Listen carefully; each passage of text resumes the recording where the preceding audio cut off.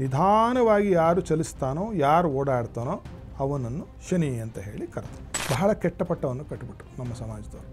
ಶನಿ ಎಂದಾಕ್ಷಣಕ್ಕೆ ಕಾಗೆ, ಶನಿ ಎಂದಾಕ್ಷಣಕ್ಕೆ ಕತ್ತೆ, ಇವೇ ಜ್ಞಾಪಕಕ್ಕೆ ಬರೋದು ಜನರಿಗೆ. ಶನೈಶ್ಚರ ಅಂದರೆ ಅವನು ಶನೀಶ್ವರ ಮಾಡಿದ್ರು ನಮ್ಮವರು. ಶನೈಶ್ಚರನನ್ನು ಈಶ್ವರ ಪಟ್ಟನೂ ಕೊಟ್ಟರು. ನಮ್ಮವರೇ ಶನಿಗ್ರಹಕ್ಕೆ ಒಂದು ಏನೋ ಪಟ್ಟಾಭಿಷೇಕವನ್ನು ಮಾಡಿದಂತಹ ಮಹನೀಯರು ನಮ್ಮ ಜನ. ಪ್ರಜಾಪತಿ ಕೆಲಸ ಏನು? ಜನರನ್ನು ಸೃಷ್ಟಿ ಮಾಡ್ತಕ್ಕಂಥದ್ದು. ಯಮನ ಕೆಲಸ ಏನು? ಹುಟ್ಟಿದ ಜನರನ್ನು ಅವರ ಜೀವನ ಪ್ರಯಾಣ ಮುಗಿಸಿದ ಮೇಲೆ ಅವರನ್ನು ಕೊಂಡೊಯ್ತಕ್ಕಂಥದ್ದು. ಇದು ಎರಡು ಪೋರ್ಟ್ಫೋಲಿಯೋನು ಯಾರ ಹತ್ರ ಇದೆ ಅಂದರೆ ಶನಿ ಹತ್ರ ಇದೆ. ಶನಿಗೆ ಯಾರು ಹೆದರಬೇಕು ಅಂತಂದರೆ ಈ ಥರದ ಕೆಟ್ಟ ಕೆಲಸ ಮಾಡ್ತಕ್ಕಂಥವ್ರು ಹೆದರಬೇಕಾಗಿ ಬರುತ್ತೆ. ಯಾವುದು? ಮಾನಸಿಕವಾದ, ದೈಹಿಕವಾದ ಮತ್ತು ನಾವು ಬಾಯಿಂದ ಆಡ್ತಕ್ಕಂಥ ವಾಚಿಕವಾದಂತಹ ಕೆಟ್ಟ ಕೆಲಸಗಳನ್ನು ಮಾಡಿದಾಗ ನೀವು ಶನಿಗೆ ಹೆದರಲೇಬೇಕಾಗತ್ತೆ. ಸಾಡೆ ಸಾತಿ ನಡೆದಾಗ ದೊಡ್ಡ ದೊಡ್ಡ ದೇಶಗಳಿಗೆ ಪ್ರಧಾನಮಂತ್ರಿಗಳಾಗಿರ್ತಕ್ಕಂಥವರಿದ್ದಾರೆ, ದೊಡ್ಡ ದೊಡ್ಡ ಪದವಿಗೆ ಏರಿದವರಿದ್ದಾರೆ, ಏನೂ ಇಲ್ಲದೇ ಇರತಕ್ಕಂಥವರು ಕೋಟ್ಯಾಧಿಪತಿಗಳಾಗಿರ್ತಕ್ಕಂಥವರಿದ್ದಾರೆ. ನಾನೇ ಬನ್ನಿ ತೋರಿಸ್ತೀನಿ. ಸಾಡೆ ಸಾತಿ ಅಂತಕ್ಕಂಥದ್ದು ಎಲ್ಲರಿಗೂ ಅನ್ವಯಿಸುವುದಿಲ್ಲ, ಹೆದರುವ ಅವಶ್ಯಕತೆ ಇಲ್ಲ. ಸಾಡೆ ಸಾತಿಯಲ್ಲಿ ನಿಮಗೆ ಕಷ್ಟ ಆಗಬೇಕು ಅನ್ನೋದೇ ಇಲ್ಲ. ನೀವು ರಾಜರಾಗ್ತೀರಿ, ಧನಿಕರಾಗ್ತೀರಿ ಅಂತ ಹೇಳ್ತಾ ಇದ್ದೀನಲ್ಲ. US ಅಲ್ಲಿ ಒಬ್ಬರು ಪ್ರೆಸಿಡೆಂಟ್ ಆಗಿದ್ದು ಸಾಡೆ ಸಾತಿಯಲ್ಲಿ, ನಮ್ಮ ದೇಶದಲ್ಲೊಬ್ಬರು ಒಂದು ರಾಜ್ಯದ CM ಆಗಿದ್ದು ಅವರ ಸಾಡೆ ಸಾತಿಯಲ್ಲಿ. ಅವ್ರಿಗೆ ಗೊತ್ತಿರಲಿಲ್ಲ, CM ಆಗೋದವ್ರು ಆಗಿಬಿಟ್ರು. ಆ ಥರದ ಯೋಗಗಳನ್ನು ದಿಢೀರಂತ ಕೊಡಬಲ್ತಂತಹ ಒಂದು ಗ್ರಹ ಶನಿ. ಉಪನಯನ ಅಥವಾ ಮದುವೆ ಆಗಿರತಕ್ಕಂತಹ ಅಶ್ವತ್ಥ ವೃಕ್ಷದ ಸೇವೆಯನ್ನು ಮಾಡಬೇಕು. ಕೂಲಿ ಮಾಡೋರು ಅಂತೀವಲ್ಲ, ಅಂತಹವರಿಗೆ ನಿಮ್ಮ ಕೈಲಾದ ಸಹಾಯವನ್ನು ಮಾಡೋದು. ಯಾವ ಹರಿತಾ ಇರತಕ್ಕಂತಹ ನದಿಯ ನೀರಿನ ಮೇಲೆ ಅರಳಿ ಅಥವಾ ಅಶ್ವತ್ಥ ವೃಕ್ಷದ ನೆರಳು ಬಿದ್ದಿರುತ್ತೋ ಅಲ್ಲಿ ಸಂಕಲ್ಪ ಮಾಡಿ. ಬಟ್ಟೆ ಬಿಡೋದು ನೀರಲ್ಲಿ ಬಿಡಬಾರ್ದು. ಇದು ದೊಡ್ಡ ಅವಿವೇಕ. ಜನರು ಸುಮಾರು ಕಡೆ ಬಟ್ಟೆ ಬಿಡೋದು ತೆಗೆದು ನೀರಲ್ಲೇ ಹಾಕ್ತಾರೆ. ಮಾಡಿರೋ ಪಾಪವನ್ನು ಇನ್ನಿಷ್ಟು ಕಟ್ಕೊಂಡು ಮನೆಗೆ ಬರ್ತೀವಿ. ಅಂದರೆ ಶನಿ ಶುಕ್ರ ಫ್ರೆಂಡ್ಸು. ಅವ್ರೇನು ಮಾಡ್ತಾರೆ, ಬನ್ನಿ ಸರ್ ಇಬ್ಬರು ಸೇರ್ಕೊಂಡು ಇನ್ನೊಂದಿಷ್ಟು ತೊಂದರೆ ಕೊಡೋಣ ಅಂತಾರೆ. ಇದು ಅದೇ ಆಗ್ತಿರೋದು ನಮ್ಮ ಜನರಿಗೆ. 100ರಲ್ಲಿ 99 ಭಾಗ ಅವನು ಕರುಣಾಶಾಲಿ, ನಿಮ್ಮನ್ನು ಕ್ಷಮಿಸಿ ಚಿಕ್ಕಾಪುಟ್ಟ ಏನೋ ತೊಂದರೆ ಕಾಲೇ ಕಟ್ಟಾಗೋ ಬದಲು ಏನಾಗುತ್ತೆ, ಕಾಲು ಉಳುಕಿ ಮರುದಿನ ಸರಿ ಹೋಗೋ ರೀತಿಯಲ್ಲಿ ಅವನು ನಿಮ್ಮನ್ನು ಕಟಾಕ್ಷಿಸ್ತಾನೆ ಅಂತಕ್ಕಂಥದ್ದನ್ನು ಹೇಳು.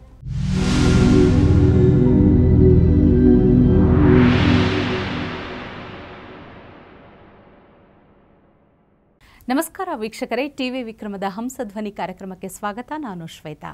ಯೋಗ ಸೂತ್ರ ಮತ್ತು ಆಧ್ಯಾತ್ಮಿಕತೆಯ ಅರ್ಥಪೂರ್ಣ ವಿಚಾರಗಳನ್ನು ತಿಳಿಸುವಂತಹ ವೇದಿಕೆಯೇ ಹಂಸಧ್ವನಿ ಕಾರ್ಯಕ್ರಮ. ಈ ಕಾರ್ಯಕ್ರಮದಲ್ಲಿ ಎಂದಿನಂತೆ ನಮ್ಮೊಂದಿಗಿರಲಿದ್ದಾರೆ ತತ್ವಜ್ಞಾನಿಗಳು, ಧರ್ಮಶಾಸ್ತ್ರ ಪಾರಂಗತರು, ವೇದಶಾಸ್ತ್ರ ಪರಿಣಿತರು ಆಗಿರುವಂತಹ ಹಂಸಶ್ರೀ ಸವಿತೃ ಶರ್ಮಾ ಗುರೂಜಿ. ಗುರೂಜಿ, ನಿಮಗೆ ನಮ್ಮ ಕಾರ್ಯಕ್ರಮಕ್ಕೆ ಆತ್ಮೀಯವಾದ ಸ್ವಾಗತ. ಗುರೂಜಿ, ಶ್ರೀ ಗುರುಭ್ಯೋ ನಮಃ. ಹರಿ ಓಂ. ಎಲ್ಲರಿಗೂ ಶುಭೋದಯ. ಗುರೂಜಿ, ಈ 7 ಅನ್ನೋ ಸಂಖ್ಯೆ ನಮ್ಮ ದೈನಂದಿನ ಜೀವನದಲ್ಲಿ ನೋಡೋದಾದರೆ ವಾರದಲ್ಲಿ 7 ದಿನಗಳು, ಸಂಗೀತದಲ್ಲಿ ಸಪ್ತಸ್ವರಗಳು, ಮದುವೆ ಸಂದರ್ಭದಲ್ಲಿ 7 ಹೆಜ್ಜೆಗಳು ಸಪ್ತಪದಿ ಅಂತ ಹೇಳ್ತೀವಿ. ಈ 7 ಅನ್ನೋದು ಇಷ್ಟು ಏಳಿಗೆಯನ್ನು ತೋರಿಸ್ತಾ ಇರುವಾಗ ಶನಿಯ ಜೊತೆ ಸೇರಿಕೊಂಡಾಗ ಯಾಕೆ ಈ ರೀತಿ ಸಾಡೆ ಸಾತಿ ಅಂತ ಏನು ಹೇಳ್ತಾರೆ ಗುರೂಜಿ? ಇದು ನಿಜಕ್ಕೂ ಇದೆಯಾ? ಹೇಗೆ ಗುರೂಜಿ ಇದು? ಮೊಟ್ಟಮೊದಲನೇದಾಗಿ ನಾವು ಇದರ ಬಗ್ಗೆ ಮಾತಾಡಬೇಕು ಅಂದರೆ ಇಲ್ಲಿ 2 ವಿಚಾರಗಳನ್ನು ಅರ್ಥ ಮಾಡ್ಕೋಬೇಕು. ಶನಿ ಅಂದರೆ ಏನು ಅಂತಕ್ಕಂಥದ್ದು ಒಂದು ಚಿಕ್ಕದಾಗಿ ನಾವು ತಿಳುವಳಿಕೆಯನ್ನು ತಿಳಿದುಕೊಳ್ಳಬೇಕು. ಶನಿ ಅಂದರೆ ನಿಧಾನ ಅಂತ. ಆದರೆ ಖಗೋಳದಲ್ಲಿ ನೋಡಿದಾಗ ಶನಿಗ್ರಹದ ಪಥ ಇದೆಯಲ್ಲ, ಬುಧಂದು ಚಿಕ್ಕದಾದರೆ ಶನಿದು ಇಷ್ಟು ದೊಡ್ಡದು. ಆ ಪಥದ ಮೇಲೆ ಶನಿಗ್ರಹ ಓಡ್ತಾ ಇರುವ, ಚಲಿಸ್ತಾ ಇರುವ ಆ ಒಂದು ವೇಗ ಇದೆಯಲ್ಲ, ಬುಧನಿಗಿನ್ನ 100 ಪಟ್ಟು ವೇಗ. ಆದರೆ ಆ ಪಥ ದೊಡ್ಡದಿರೋದ್ರಿಂದ ಅವನು ನಿಧಾನವಾಗಿ ಅದನ್ನು ಕ್ರಮಿಸ್ತಾ ಇದ್ದಾನೆ ಅಂತ ನಮಗೆ ಭಾಸ ಆಗ್ತಿದೆ. ಆ ಭಾಸ ಆಗ್ತಾ ಇರೋದ್ರಿಂದ ನಮಗೇನಾಗುತ್ತೆ, ಶನಿ ಅಂತ ಅವನಿಗೊಂದು ಹೆಸರಿಟ್ಟರು. ಶನೈಹಿ ಚರತಿ ಇತಿ ಶನೈಶ್ಚರ. ನಿಧಾನವಾಗಿ ಯಾರು ಚಲಿಸ್ತಾನೋ ಯಾರು ಓಡಾಡ್ತಾನೋ ಅವನನ್ನು ಶನಿ ಅಂತ ಹೇಳಿ ಕರೆದರು. ಎರಡನೆಯದು, ಶನಿಗ್ರಹ ಅವನಿಗೆ ಬಹಳ ಕೆಟ್ಟ ಪಟ್ಟವನ್ನು ಕಟ್ಟಿಬಿಟ್ರು ನಮ್ಮ ಸಮಾಜದವರು. ಹೆದರ್ತಾರೆ. ಭಕ್ತಿಗಿನ್ನ ಶನೈಶ್ಚರ ಅಂದರೆ ಅವನ ಶನೀಶ್ವರ ಮಾಡಿದ್ರು ನಮ್ಮವರು. ಶನೈಶ್ಚರನನ್ನು ಈಶ್ವರ ಪಟ್ಟನೂ ಕೊಟ್ಟರು. ನಮ್ಮವರೇ ಶನಿಗ್ರಹಕ್ಕೆ ಒಂದು ಏನೋ ಪಟ್ಟಾಭಿಷೇಕವನ್ನು ಮಾಡಿದಂತಹ ಮಹನೀಯರು ನಮ್ಮ ಜನ. ಅದು ಶನೈಶ್ಚರ, ಶನೇಶ್ವರ, ಶನೀಶ್ವರ. ಆಮೇಲೆ ಅದಕ್ಕೆ ಹಿಂದ್ಗಡೆಗೆ ಬೇಕಾದ ಪದಗಳು, ಮುಂದ್ಗಡೆಗೆ ಬೇಕಾದ ಪದಗಳು ಅವರವರಿಗೆ ಭಾವಕ್ಕೆ ಭಕ್ತಿಗೆ ಅನುಸಾರವಾಗಿ ಮಾಡ್ಕೊಂಡು ಹೋಗಿದ್ದಾರೆ. ಮಾಡಲಿ, ಅದೇನು ತೊಂದರೆ ಇಲ್ಲ. ಇವಾಗ ತಂದೆಯನ್ನು ನಾವು ಮುದ್ದಾಗಿ ಅಪ್ಪಯ್ಯ ಅಂದರು ಅಂತಾನೆ ಅಲ್ವೇ. ಅಮ್ಮನ್ನ ನೀವು ಇನ್ನೊಂದು ಹೆಸರಲ್ಲಿ ಬೇರೆ ಪುಟ್ಟಿ ಅಂತ ಕರೆದ್ರು ಪಾಪ ನಿಮ್ಮ ತಾಯಿ ಹ್ಞೂ ಅಂತಾಳೆ. ಆ ರೀತಿಯಾಗಿ ಅವನು ಬಹಳ ಕರುಣಾಮಯಿ ಅಂತ ಹೇಳ್ತಾರೆ. ವಾಗ್ಗೇಯಕಾರರಾದಂತಹ ಮುತ್ತುಸ್ವಾಮಿ ದೀಕ್ಷಿತರು ಅದ್ಭುತವಾದಂತಹ ಒಂದು ಕೀರ್ತನೆಯನ್ನು ಮಾಡ್ತಾರೆ. ಅದನ್ನು ಮಾಡ್ತಾ ಅವ್ರು ಹೇಳ್ತಾರೆ, ಅವನು ಕರುಣಾಸಾರ ಸಮುದ್ರ ಅಂದರು. ಅವನು ಕರುಣೆ ಅಂತಕ್ಕಂತಹ ಸಾರ ಏನಿದೆ, ಕರುಣೆಯ ಸಾರದ ಸಮುದ್ರ ಅಂತೆ ಶನಿ. ಅವನು ಕೆಟ್ಟವನಲ್ಲ, ಆದರೆ ಅವನು ಡ್ಯೂಟಿ ಬೌಂಡ್. ಅವನೇನು ಮಾಡಿದ್ದಾನೆ, ಅವನ ಕೆಲಸವನ್ನು ಬಹಳ ನಿರ್ಲಿಪ್ತತೆಯಿಂದ, ಬಹಳ ನಿಗೃಷ್ಟನಾಗಿ, ಬಹಳ ನಿರ್ದಿಷ್ಟವಾಗಿ, ನಿಷ್ಕಾಪಟ್ಯದಿಂದ ಮಾಡೋದರಿಂದ ಅವನು ನೋಡಿದ್ರೆ ಹೆದರಿಕೆ ನಮಗೆ. ಶನಿ ಅಂದಾಕ್ಷಣಕ್ಕೆ ಕಪ್ಪು, ಶನಿ ಅಂದಾಕ್ಷಣಕ್ಕೆ ನೀಲಿ, ಶನಿ ಅಂದಾಕ್ಷಣಕ್ಕೆ ಕಪ್ಪು ಎಳ್ಳು, ಶನಿ ಅಂದಾಕ್ಷಣಕ್ಕೆ ಕಾಗೆ, ಶನಿ ಅಂದಾಕ್ಷಣಕ್ಕೆ ಕತ್ತೆ, ಇವೇ ಜ್ಞಾಪಕಕ್ಕೆ ಬರೋದು ಜನರಿಗೆ. ಶನಿಗೆ ಪ್ರತಿಯೊಂದು ಗ್ರಹಕ್ಕೂ ಕೂಡ ಶನಿಗೆ ಒಂದು ಅಧಿದೇವತೆ ಮತ್ತು ಒಂದೊಂದು ಪ್ರತ್ಯಧಿದೇವತೆ ಅಂತ ಎರಡಿರುತ್ತೆ. ಅಧಿದೇವತೆ ಬ್ರಹ್ಮ, ಪ್ರತ್ಯಧಿದೇವತೆ ಯಮ, ಪ್ರಜಾಪತಿ ಮತ್ತು ಯಮ. ಪ್ರಜಾಪತಿ ಕೆಲಸ ಏನು? ಜನರನ್ನು ಸೃಷ್ಟಿ ಮಾಡ್ತಕ್ಕಂಥದ್ದು. ಯಮನ ಕೆಲಸ ಏನು? ಹುಟ್ಟಿದ ಜನರನ್ನು ಅವರ ಜೀವನ ಪ್ರಯಾಣ ಮುಗಿಸಿದ ಮೇಲೆ ಅವರನ್ನು ಕೊಂಡೊಯ್ತಕ್ಕಂಥದ್ದು. ಇವು ಎರಡು ಪೋರ್ಟ್ಫೋಲಿಯೋ ಯಾರ ಹತ್ರ ಇದೆ ಅಂದರೆ ಶನಿ ಹತ್ರ ಇದೆ. ಹುಟ್ಟಿಗೂ ಕಾರಕ, ಜೀವನಕ್ಕೂ ಕಾರಕ ಮತ್ತು ಸಾವಿಗೂ ಕೂಡ ಅವನು ಕಾರಕತ್ವವನ್ನು ಹೊಂದಿರತಕ್ಕಂತಹ ಗ್ರಹ. ಅದರಿಂದನೇ ಕಪ್ಪು ಯಾಕೆ ಆ ಥರ ಕೊಟ್ಟರು ಹಿಂದಿನವರು ಋಷಿಮುನಿಗಳು ಅಂತಂದರೆ, ಈಗ ಈ ಬಿಳಿ ಬಣ್ಣ ಇದ್ದರೆ ಬಿಳಿ ಯಾಕೆ ಕಾಣುತ್ತೆ ಅಂತಂದರೆ, ಬೆಳಕು ಅದರ ಮೇಲೆ ಬಿದ್ದ ತಕ್ಷಣ ಆ ಪೂರ್ತಿ ಬೆಳಕನ್ನು ಅದೇನು ಮಾಡುತ್ತೆ, ಅದು ರಿಫ್ಲೆಕ್ಟ್ ಮಾಡಿದರೆ, ಪ್ರತಿಫಲಿಸಿದರೆ ಅದು ಬೆಳ್ಳಕ್ಕೆ ಕಾಣುತ್ತೆ. ಕಪ್ಪದಿದ್ದರೆ ಏನಾಗೋಗುತ್ತೆ ಅಂದರೆ, ನೀವು ಹಾಕಿದಂತಹ ಅದರ ಮೇಲೆ ಬೀರಿದಂತಹ ಬೆಳಕನ್ನೋದು ಹಿಡಿದಿಟ್ಕೊಂಡ್ಬಿಟ್ರೆ ಅದೇನು ಮಾಡುತ್ತೆ, ಕಪ್ಪಾಗಿ ಕಾಣುತ್ತೆ ಆ ವಸ್ತು. ಶನಿಗೆ ಇನ್ನೊಂದು ಅಂಗ ಹೇಳ್ತಕ್ಕಂಥದ್ದು ಕೈ. ಹರಣವನ್ನು ಮಾಡ್ತಕ್ಕಂಥವನು, ಹರಿಸ್ತಾನೆ ಅಂದರೆ ತೆಗೆದುಕೊಂಡು ಬಿಡ್ತಾನೆ, ಅದರಿಂದ ಅವನು ಕಪ್ಪಾಗಿದ್ದಾನೆ. ಅವನೇನು ಹೀಗೆ ಕೊಡುವುದಕ್ಕೆ ಅಷ್ಟು ಸುಲಭದಲ್ಲಿ ಕೊಡ್ತಕ್ಕಂಥವನಲ್ಲ, ಕೊಟ್ಟರೂ ನಿಧಾನಕ್ಕೆ ಕೊಡ್ತಾನೆ ಅಂತ.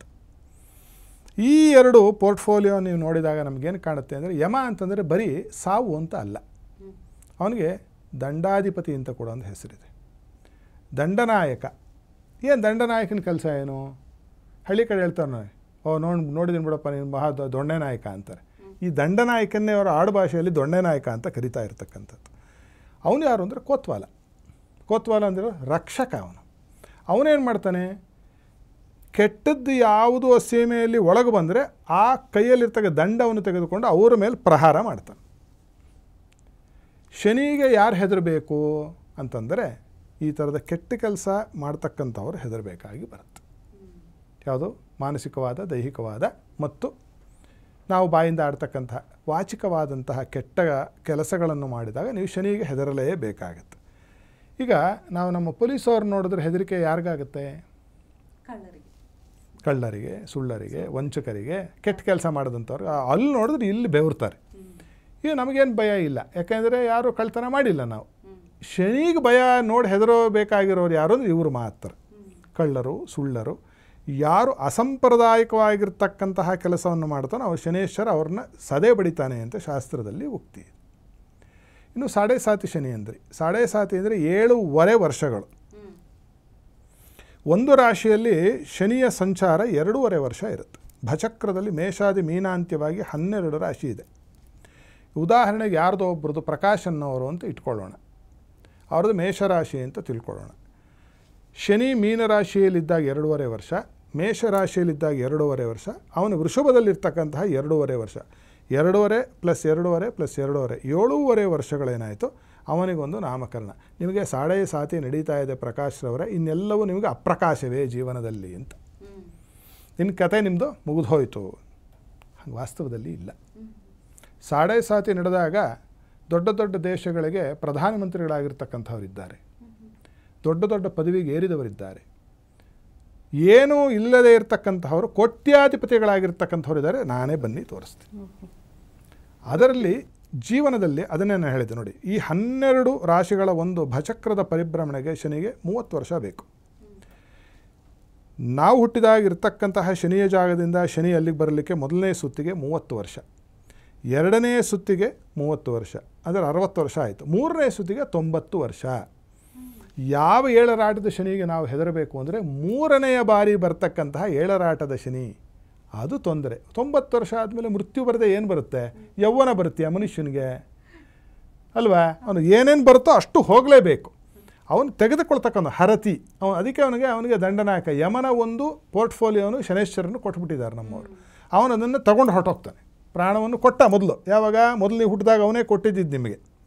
ಮೊದಲಿನ 30 ವರ್ಷಗಳು ಏನು ಮಾಡ್ತಾನೆ, ಮೊದಲನೆಯ ಸುತ್ತಿನಲ್ಲಿ ಯಾರಿಗೆ ಸಾಡೆ ಸಾತಿ ಬರುತ್ತೋ ಅವ್ರಿಗೇನಾಗುತ್ತೆ ಅಂತಂದರೆ ಜೀವನದಲ್ಲಿ ಅನುಭವ ಪಾಠವನ್ನು ಮಾಡಿಸ್ತಾನೆ ಶನಿ. ಅಲ್ಲಿಂದ ಬಿಟ್ಟು ಹೋದ ತಕ್ಷಣ ಅನುಕೂಲಗಳು ಪ್ರಾರಂಭ ಆಗುತ್ತೆ. ಅದು ದುಡಿಯೋ ವಯಸ್ಸಲ್ವ ಅದು.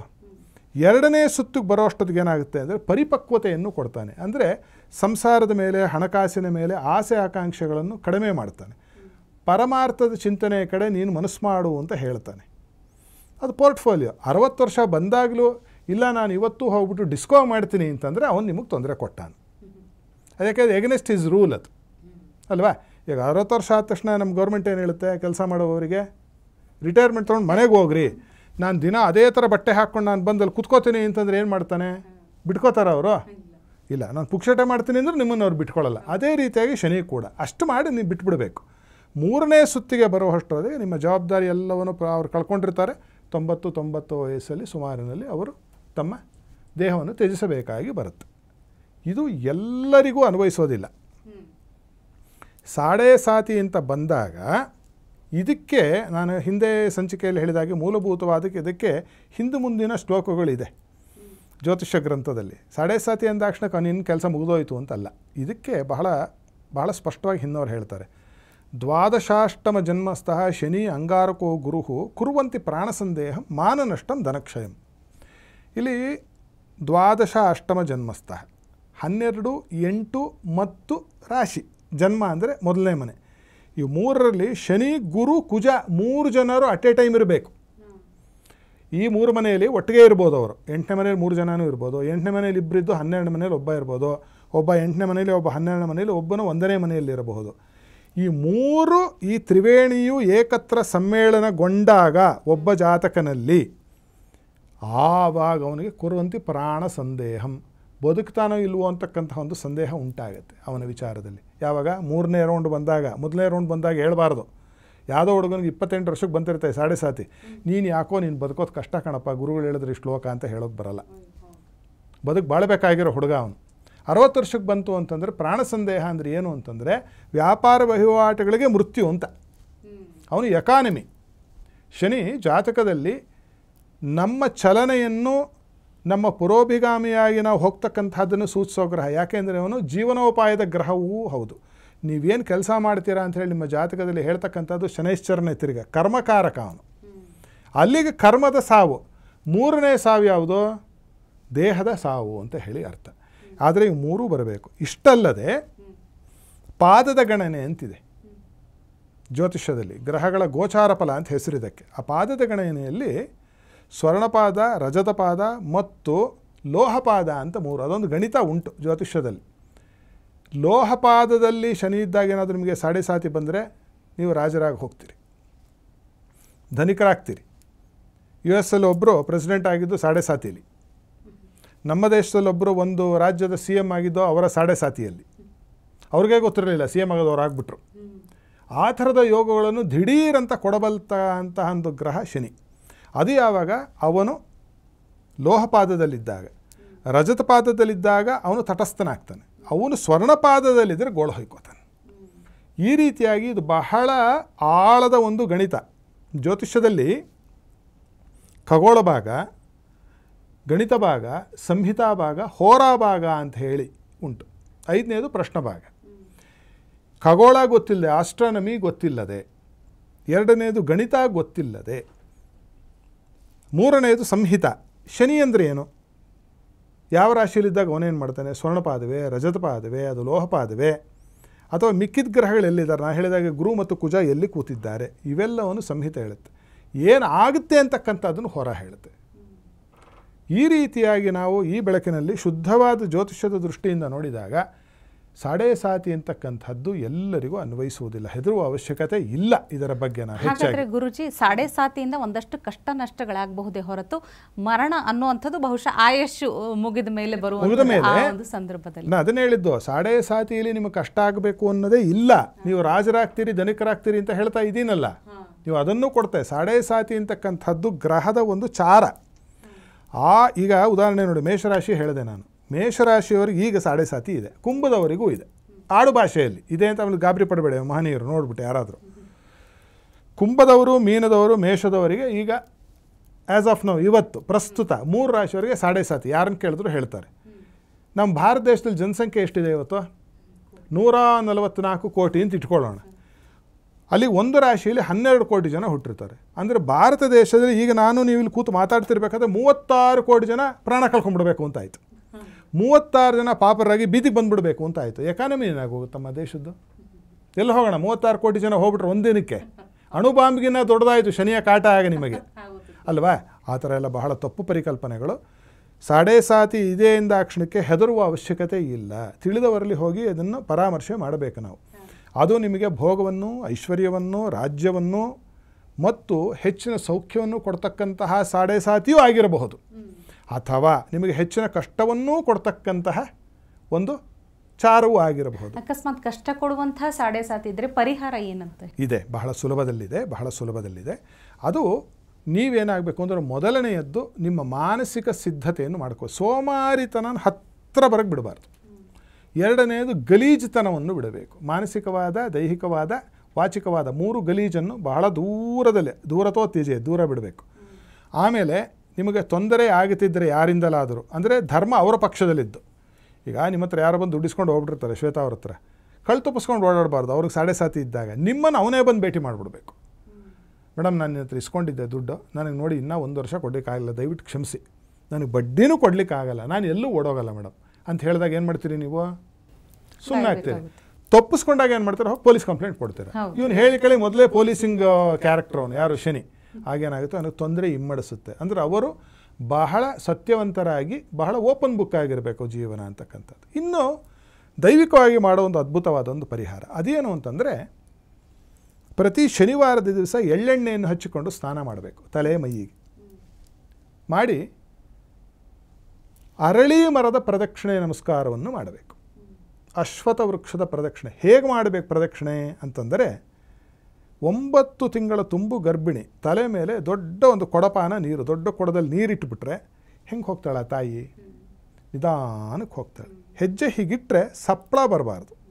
ಆ ರೀತಿಯಾಗಿ ಆ ಅಶ್ವತ್ಥ ವೃಕ್ಷಕ್ಕೆ ನಿಧಾನವಾಗಿ ಪ್ರದಕ್ಷಿಣೆ ಬಂದು ಮರವನ್ನು ಮುಟ್ಟಿ, ಗಂಡಸರಾದರೆ ದೀರ್ಘದಂಡ, ಹೆಂಗಸರಾದ ಅರ್ಧ ಬಗ್ಗೆ ನಮಸ್ಕಾರ ಮಾಡಬೇಕು. ಎಷ್ಟು ಸಾಧ್ಯವೋ ಅಷ್ಟು ನಮಸ್ಕಾರವನ್ನು ಅಶ್ವತ್ಥ ವೃಕ್ಷಕ್ಕೆ. ಅಶ್ವತ್ಥ ವೃಕ್ಷ ಯಾವುದು?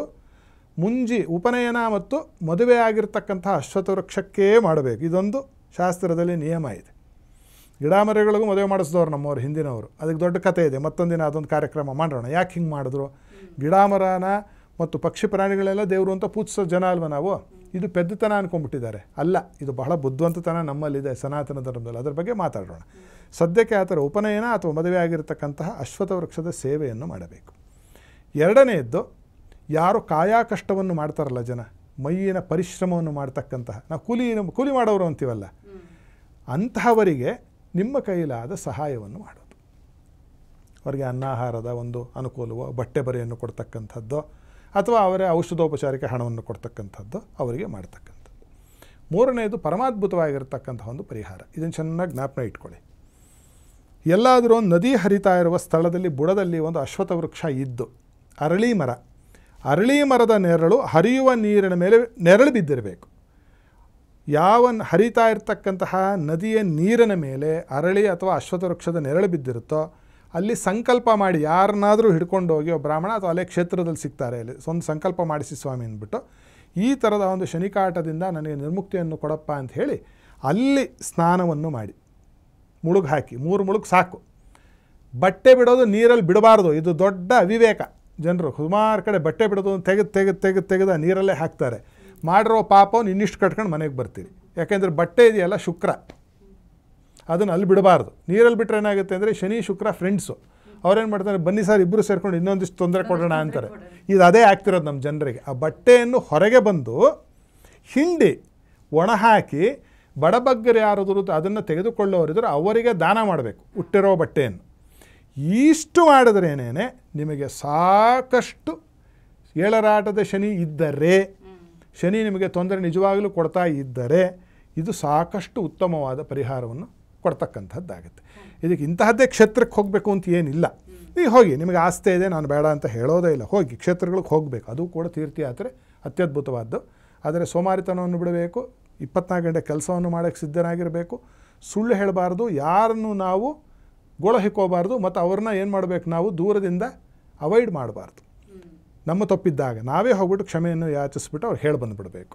ಮತ್ತು 4ನೇ ದೈವಿಕವಾಗಿ ಈ ಪರಿಹಾರವನ್ನು ಮಾಡಿದರೆ ಯಾವುದೇ ಕಾರಣಕ್ಕೂ ಶನಿ ನಿಮಗೆ ಕೊಡ್ತಕ್ಕಂತಹ ಕಷ್ಟದಲ್ಲಿ 100ರಲ್ಲಿ 99 ಭಾಗ ಅವನು ಕರುಣಾಶಾಲಿ, ನಿಮ್ಮನ್ನು ಕ್ಷಮಿಸಿ ಚಿಕ್ಕಾಪುಟ್ಟ ಏನೋ ತೊಂದರೆ, ಕಾಲೇ ಕಟ್ಟಾಗೋ ಬದಲು ಏನಾಗುತ್ತೆ, ಕಾಲು ಉಳುಕಿ ಮರುದಿನ ಸರಿ ಹೋಗೋ ರೀತಿಯಲ್ಲಿ ಅವನು ನಿಮ್ಮನ್ನು ಕಟಾಕ್ಷಿಸ್ತಾನೆ ಅಂತಕ್ಕಂಥದ್ದನ್ನು ಹೇಳಬಹುದು. ಖಂಡಿತ ಗುರುಜಿ, 7ರ ಶನಿ ಏನು 7.5 ಅಂತ ಹೇಳ್ತೀವಿ, ಇದರ ಬಗ್ಗೆ ಅಷ್ಟಾಗಿ ಹೆದರುವ ಅವಶ್ಯಕತೆ ಇಲ್ಲ. ಜೊತೆಗೆ ಸೂಕ್ತ ಪರಿಹಾರವನ್ನು ಕೂಡ ಸೂಚಿಸಿದ್ದೀರಿ. ತಮಗೆ ಧನ್ಯವಾದಗಳು.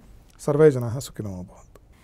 ವೀಕ್ಷಕರೇ, ಹಂಸ ಶ್ರೀ ಸವಿತೃ ಶರ್ಮಾ ಗುರೂಜಿ ಅವರನ್ನು ನೇರವಾಗಿ ಭೇಟಿ ಮಾಡಲು ಇಚ್ಛಿಸುವವರು ನಮ್ಮ ಸ್ಕ್ರೀನ್ ಮೇಲೆ ಬರುವಂತಹ ನಂಬರನ್ನು ಕಾಂಟ್ಯಾಕ್ಟ್ ಮಾಡಬಹುದು. ನೇರವಾಗಿ ಅವರನ್ನು ಭೇಟಿಯಾಗಿ ನಿಮ್ಮ ಸಮಸ್ಯೆಗಳಿಗೆ ಪರಿಹಾರವನ್ನು ಕಂಡುಕೊಳ್ಳಬಹುದು. ಇದಾಗಿತ್ತು ಇವತ್ತಿನ ಸಂಚಿಕೆ. ಮುಂದಿನ ಸಂಚಿಕೆಯಲ್ಲಿ ಮತ್ತೊಂದು ವಿಷಯದೊಂದಿಗೆ ಭೇಟಿಯಾಗೋಣ. ನಮಸ್ಕಾರ. ಟಿವಿ ವಿಕ್ರಮ, ದೇಶ ನಿಮ್ಮ ಕೈಯಲ್ಲಿ. ಈ ಕಾರ್ಯಕ್ರಮ ನಿಮಗೆ ಇಷ್ಟ ಆಗಿದ್ದಲ್ಲಿ ಲೈಕ್, ಶೇರ್ ಹಾಗೂ ಕಮೆಂಟ್ ಮಾಡಿ. ಟಿವಿ ವಿಕ್ರಮದ ಕಾರ್ಯಕ್ರಮಗಳನ್ನು ನಿರಂತರವಾಗಿ ವೀಕ್ಷಿಸಲು ಸಬ್ಸ್ಕ್ರೈಬ್ ಮಾಡಿ, ಬೆಲ್ ಐಕನ್ ಒತ್ತಿ.